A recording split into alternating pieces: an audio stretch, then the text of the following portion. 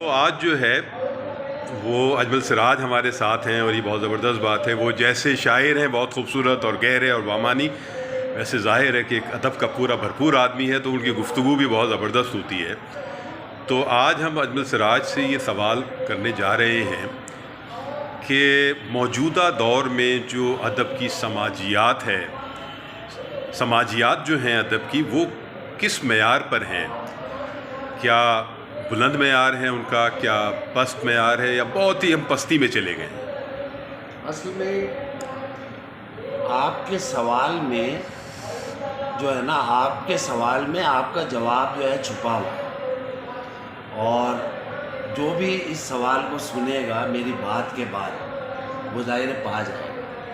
مسئلہ یہ ہے کہ سماج ایک ایسا آئینہ ہے کہ جس میں ہر فرد اپنا عکس دیکھتا ہے.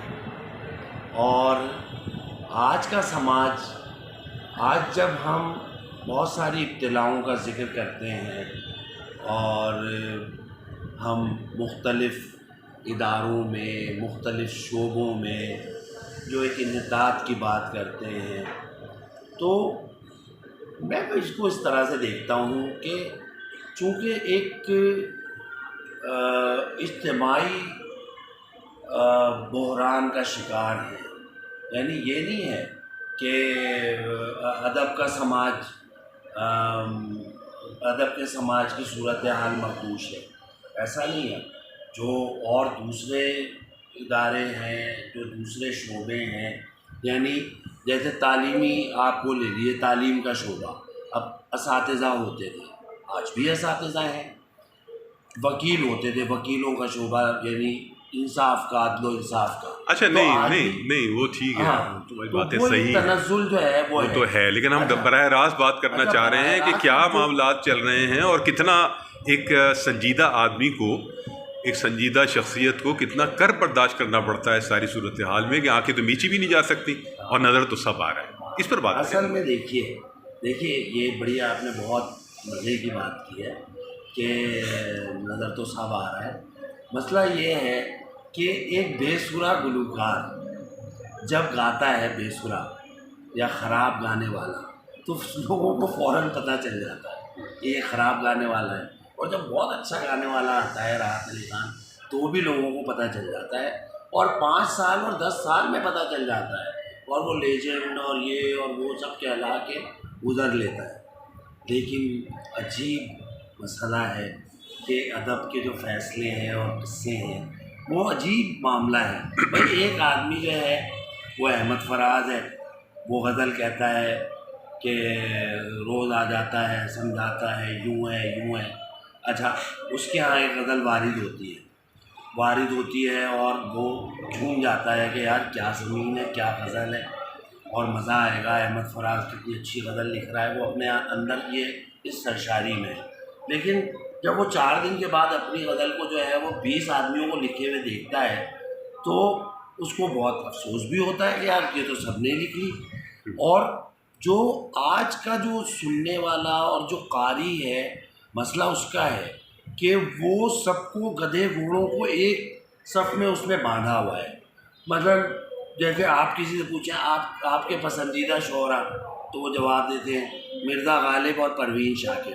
اب اس سے صاف پتہ چل جاتا ہے کہ مرزا غالب کو بھی آپ نہیں جانتے اور پروین شاکر ایک کو سانس میں نام ہی کیوں لیتے آپ دونوں کا؟ اچھا، اسی طرح سے جو عہد حاضر ہیں، زندہ لوگ ہیں، بھائی ان میں بھی مرزا غالب اور پروین شاکر ہیں. آپ کو مگر پتہ ہی نہیں ہے، آپ کو نہیں معلوم کہ اس وقت مرزا غالب کون ہے اور اس وقت پروین شاکر کون ہے.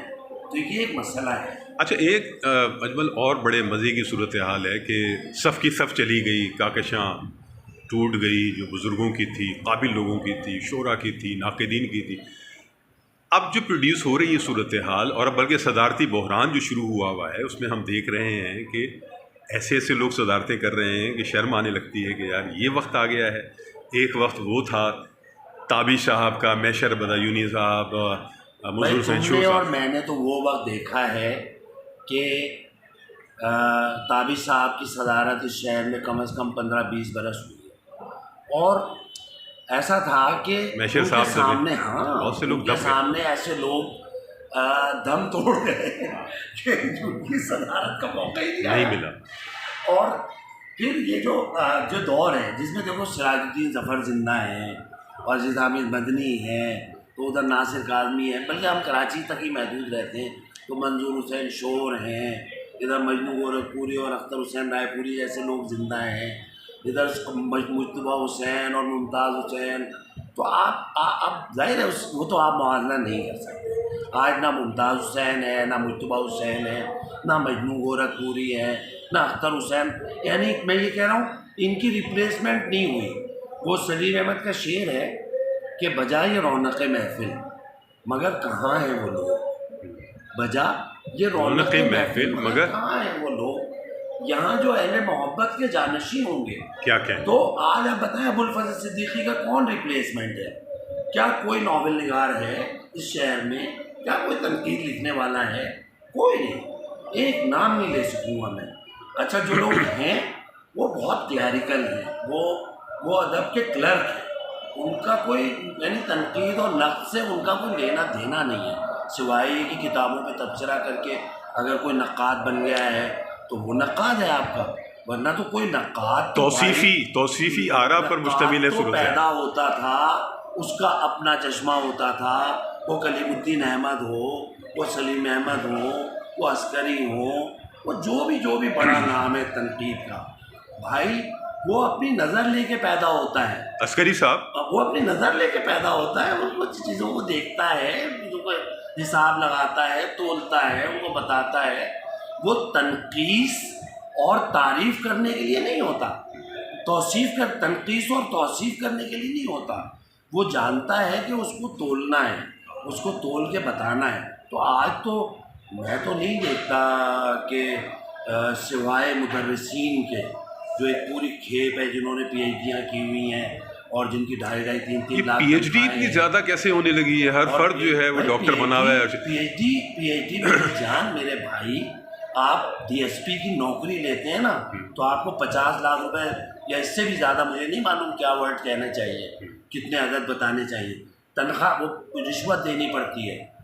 بھائی ڈگری آپ لیں تو آپ کی تنخواہ بڑھتی ہے 50,000 یا جتنی بھی بڑھتی ہے، مجھے نہیں معلوم، وہ اس کا پیسہ جو ہے وہ ڈگری میں لگا دیتا ہے آدمی، پھر کماتا ہے، ڈگری دینے کے لیے تیار ہے، ادارے بنے ہوئے ہیں ڈگری دینے کے لیے، تو یہ وہ ڈگری ہولڈر نہیں ہے۔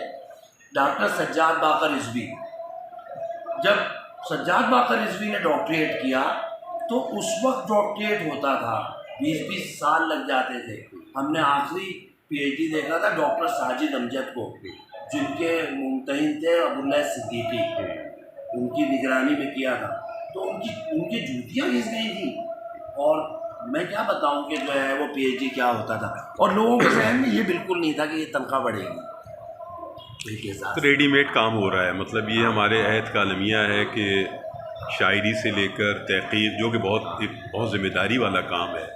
اچھا وہ جو ڈگریاں حاصل کر لیتے ہیں، میں نے تو یہ دیکھا ایک عجب مذاق کہ ان کا کوئی ایک مضمون میری نظر سے نہیں گزرتا جو انہوں نے اپنے ہی شعبے میں جس میں پی ایچ ڈی کیا ہو اس میں کوئی مزید کام کیا ہو، مزید ان کا ذہن اس طرح کا ہو جس میں کہ وہ لائبریریوں میں جائیں، کسی مسئلے کو اٹھائیں، کوئی تحقیق کریں اور اس پہ کوئی اپنا مقالہ سامنے لائیں۔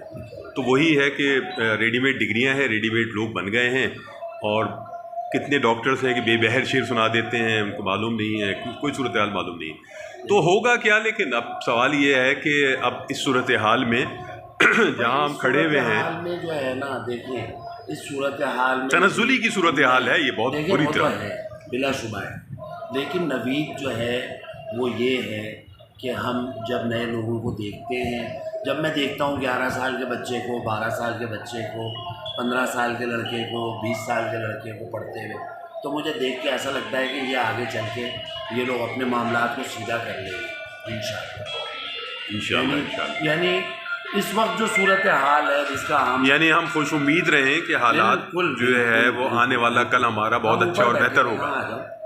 اوکے، بہت شکریہ اجمل، سبحان اللہ، سبحان اللہ۔